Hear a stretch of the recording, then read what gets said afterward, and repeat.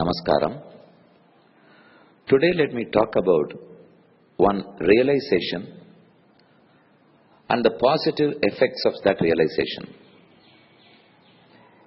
If we all understand that Atmans are all equal, no one is inferior or superior to the other. Bhagavan, the omnipresent Almighty, dwells in every Atma equally. So this revelation on equanimity, on equality, gives a lot of positive effect in us. Let me list a few. I feel very confident. I am not diffident. I don't get dejected, as I know that every Atman is equal. Whether I am born as a male or a female, rich or poor, well-learned or the ignorant, I feel confident. As all these differences crop up owing to this body, and they are not found in the released soul, Mukta Jiva. So all souls, Jivatman, are equal. That makes me confident. At the same time, I abstain from being arrogant or offensive. When everyone is equal, how can I disrespect or be arrogant towards someone else? How can I offend someone else?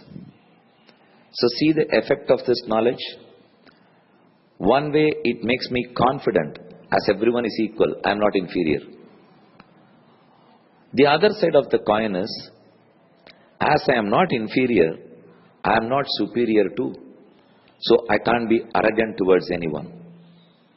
Secondly, I realize that I am His belonging. I am His Bhagavan's property. If I am the servant of a master, then I should make all effort, go all out to please my master. All my actions are focused towards him and making him happy. So that makes me work a lot, toil a lot, and achieve more and more. People want to achieve more. I would also achieve more, because I am so wanting to make him happy. At the same time, since I am his belonging, I can't have attachment to this world. Owner can have attachment to his property, but the property per se cannot have attachment. I am the property of Bhagavan, so I can put all my efforts to please him, but cannot have attachment. So I dispel raga. Earlier I told you that I am confident, I don't fear anyone. That is removing bhayam. Now I talked about raga, attachment. There is a common belief that all spiritual people, they don't put in all-out efforts, because they talk about detachment. If you are not attached, then you cannot achieve anything. It's a wrong notion. I realize that I am his belonging, so I go all out to please him. Since I am his belonging, I cannot have attachment on anything else. I can be attached only to him. One more. Krodha, kopam, anger. While we debate, we get angry. Who would be furious? Who would yell while on a debate? One who has no subject, who has fell short of material to talk. He only starts shouting. I debate a lot, days together and months together, but I don't disrespect anybody in the debate. Why so? I am here to establish the command of Brahman. It is his command. It's going to be his victory, not mine. If I think that the victory is mine, then with pomp and splendor, I disrespect someone else. But when I think the victory belongs to my master, then I go on and on debating and establishing his supremacy. There is nothing for me to establish for myself. This thought itself doesn't allow me to disrespect others. Envious, jealousy.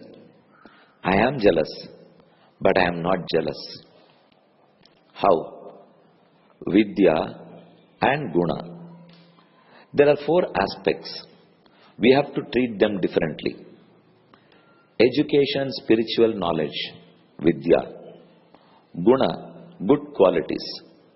When you see someone who is superior to you in education, in wisdom, and in his attributes, you can be envious of him, try to become equal to him.